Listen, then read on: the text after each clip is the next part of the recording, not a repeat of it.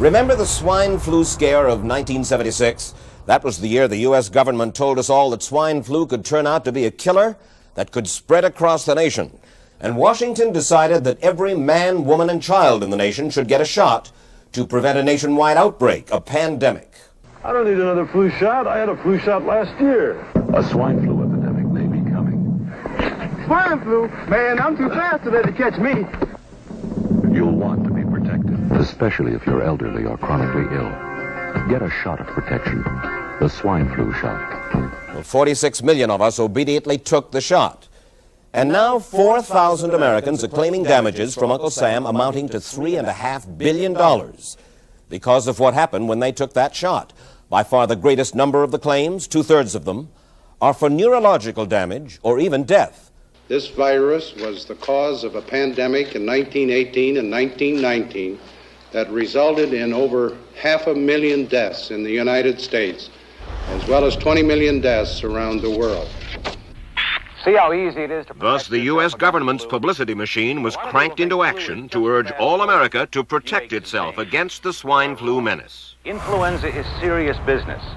During major flu epidemics, millions of people are sick and thousands die. Well, this year you can get protection.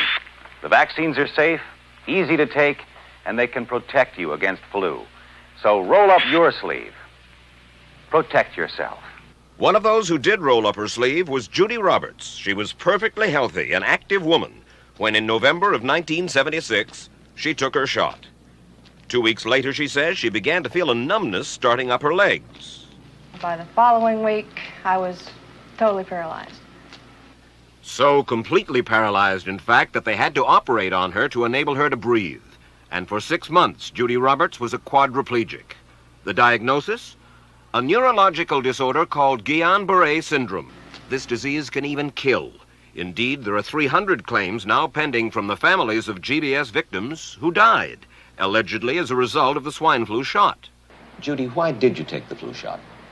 I'd never taken any other flu shots, but I felt like this was going to be a major epidemic. And the only way to prevent a major epidemic of a really deadly variety of flu was for everybody to be immunized. As part of informing Americans about the swine flu threat, Dr. Sensor's CDC also helped create the advertising to get the public to take the shot. There's only one thing I can think of that hits harder than us. What can that be? The swine flu. It can knock you flat. So what's the defense for it, huh? Like our philosophy. You got to hit it before it hits you. You mean the shot? Yeah. You got yours? You better believe it. If swine flu wants to challenge me, I'm ready. Oh, me too, brother. Me too.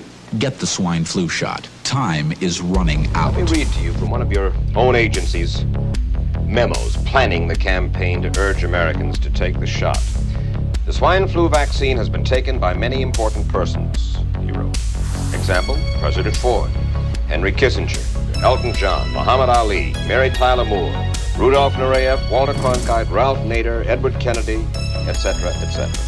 Did you talk to these people beforehand to find out if they planned to take the shot? I did not know. Did anybody? I do not know. Did you get permission to use their names in your campaign? I do not know. Mary, did you take a swine flu shot? No, I did not.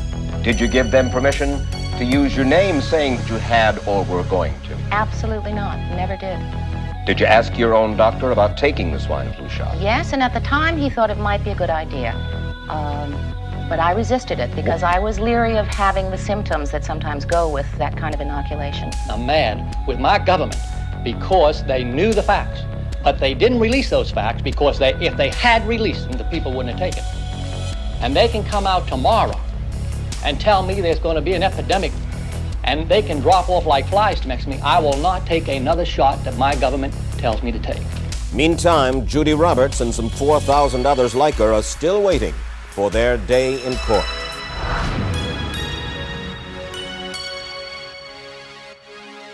So roll up your sleeve. Protect yourself.